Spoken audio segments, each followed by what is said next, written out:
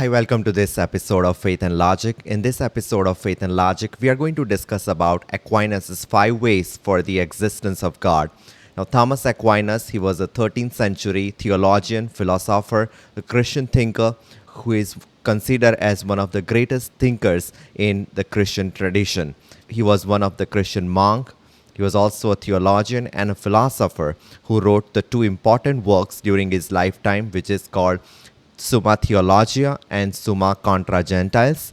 In his book Summa Theologica, Part 1, Question 2, Article 3. Part 1, the Question 2 is about the existence of God, and then Article 3 talks about whether God exists or not. And in that, he talks about the 5 ways for the existence of God. So these are the different arguments as compared to the scientific arguments like the cosmological argument or the fine-tuning argument or the design argument, moral argument. So these arguments are different arguments that the Aquinas gives, and these are called the Aquinas' 5 ways for the existence of God from his book Summa Theologica. So let's look at the overview of the 5 ways that the Aquinas gives, the 5 arguments based on the observable reality. So first is the argument from the motion, second is argument from the efficient cause, third is the argument from contingency, fourth is the argument from the degrees of perfection,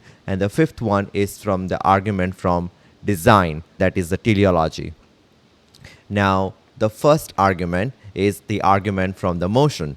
We all have seen the domino, and we know that the rows of domino, when we see the domino falling, the first domino cannot fall by itself. Something must push it.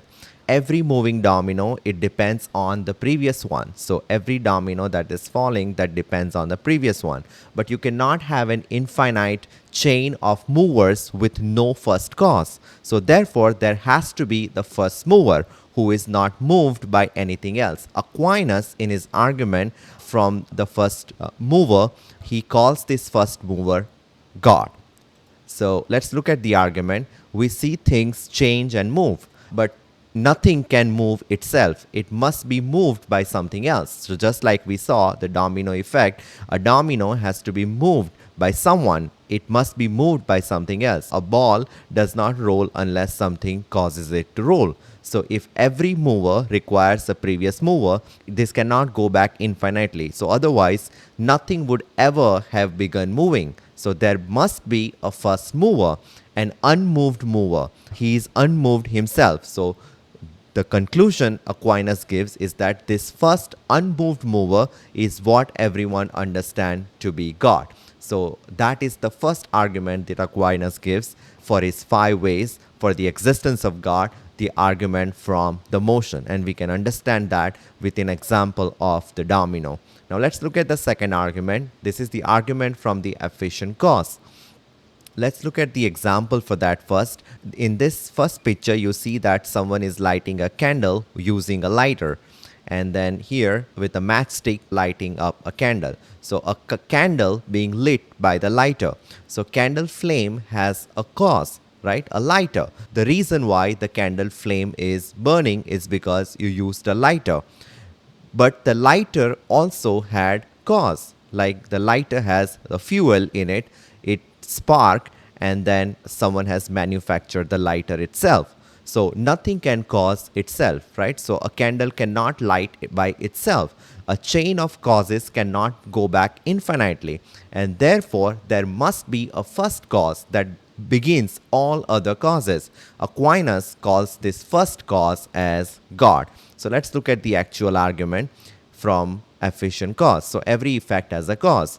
Nothing can cause itself.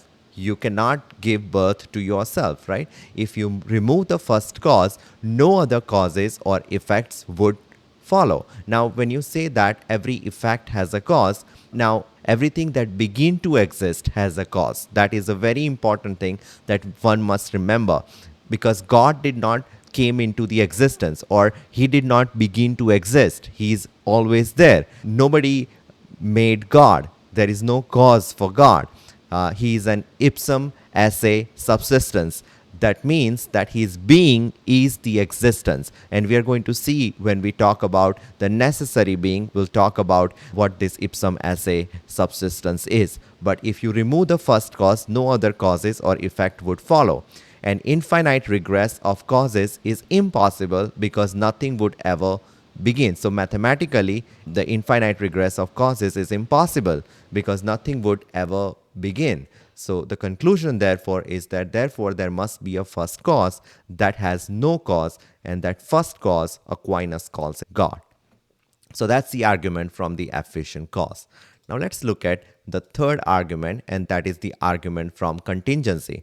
Let's look at the example first. This is the life cycle of a plant. So it starts with a seed, and then a seedling, and a young plant, and a mature plant, and then it gives flower and fruit, right? A dormant seed that will germinate, and then it root and it shoots the growth, and then first the leaves comes, then they do the photosynthesis, the plant matures, and then it produces flower and pollination and seed and all that. So a plant that grows, it lives and it dies. Everything that came into the existence, like plant, animal, people, we come and we go. We can understand this argument from the example of, let's see, a television. A television is plugged into a power source, but when you pull the power source, the power will go off and you cannot watch TV anymore. Similarly, we have an existence right now, but at some point of time, maybe after 50 years or 100 years, we will go out of existence. That means that we are going to physically die. If everything is contingent, then there could be a time when nothing was existed. And if nothing ever existed, nothing would exist now. So something cannot come from nothing. We know that philosophically it's not true that something cannot come from nothing. So therefore, at least one being must exist necessarily depending on nothing. So this necessary being Aquinas calls God. Let's look at the actual argument from contingency.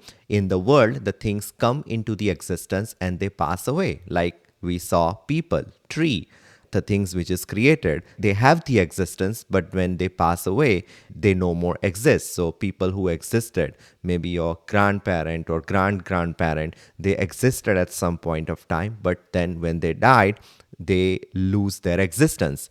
Anything that cannot exist is called contingent. If at some time nothing existed, then nothing could ever exist now. From nothing comes nothing, as we have seen.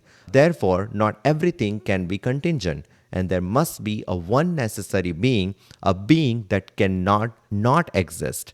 The conclusion, therefore, is this necessary being, which gives existence to all contingent things, is God. So that is the Aquinas third way, which is the argument from contingency.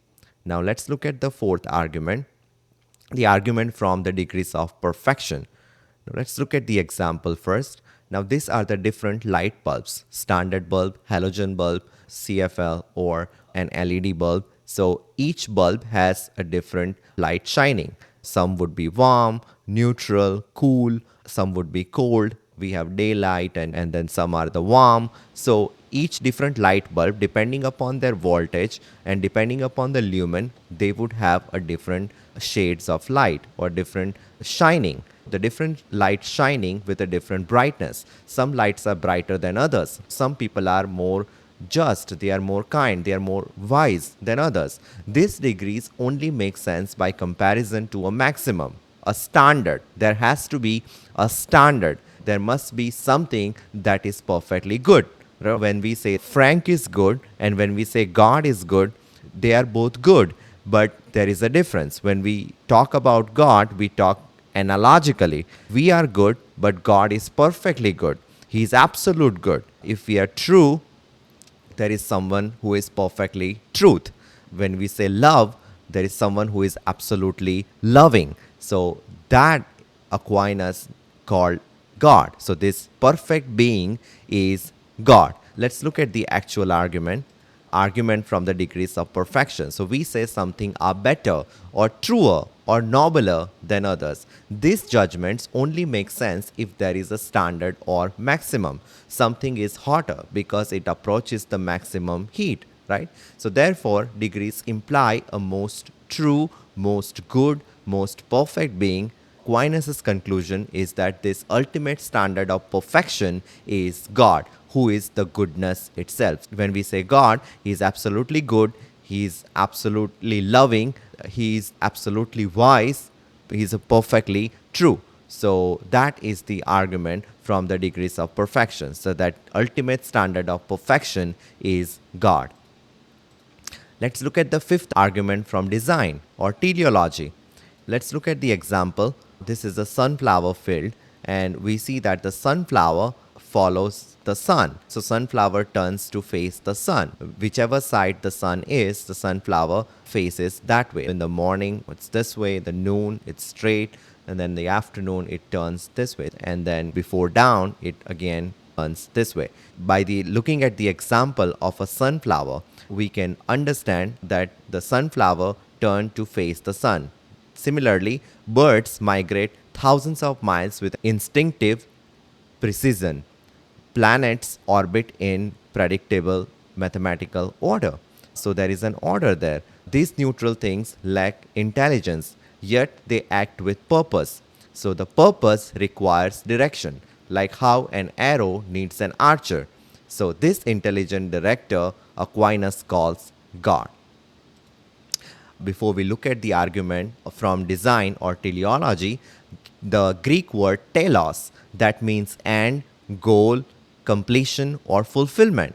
So the natural objects like plants, planets, atoms, they lack intelligence, yet they act in regular ordered ways like gravity, season, biological processes. The consistent goal directed behavior implies a purpose. Non intelligent things cannot direct themselves towards the end. Therefore, they must be directed by an intelligent being. According to Aquinas, this supreme intelligent designer is God. So, that is the argument from the design.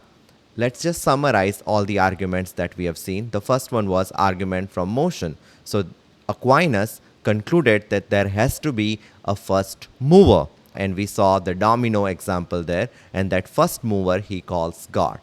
Every effect has cause, and there has to be a first cause. We see that Aquinas calls this first cause as God, because there cannot be infinite number of causes. Just like we saw in the argument from the motion, there cannot be an infinite number of mover. There has to be a first mover. And then the third argument we saw is the contingency argument. For that, we saw that there has to be a necessary being who does not go out of existence, whose essay is existence, or in other words, whose being is existence. We human beings exist today, but we go out of existence when we die. A tree has an existence today, but let's see, after 100 years or 150 years, that tree will go out of existence. But there has to be a one necessary being, and that necessary being Aquinas called God. Then the fourth argument was different degrees of perfection, and from that he concluded that there has to be a perfect being, someone who is absolutely good, someone who is absolutely loving, absolutely wise, and that perfect being Aquinas calls God. Then the fifth argument we saw is the argument from design. Every design, as we saw the word teleos, that means towards the fulfillment or the perfection. If there is a design, there has to be an intelligent designer, and Aquinas calls this intelligent designer God. So I hope this episode has helped you understanding Aquinas' 5 ways for the existence of God. These are some of the powerful arguments that you can use to prove the existence of God. This proves that God exists. These arguments are different from the traditional argument that we give for the existence of God. These are the Aquinas' 5 ways for the existence of God that he mentioned in his work Summa Theologica. Thank you and God bless.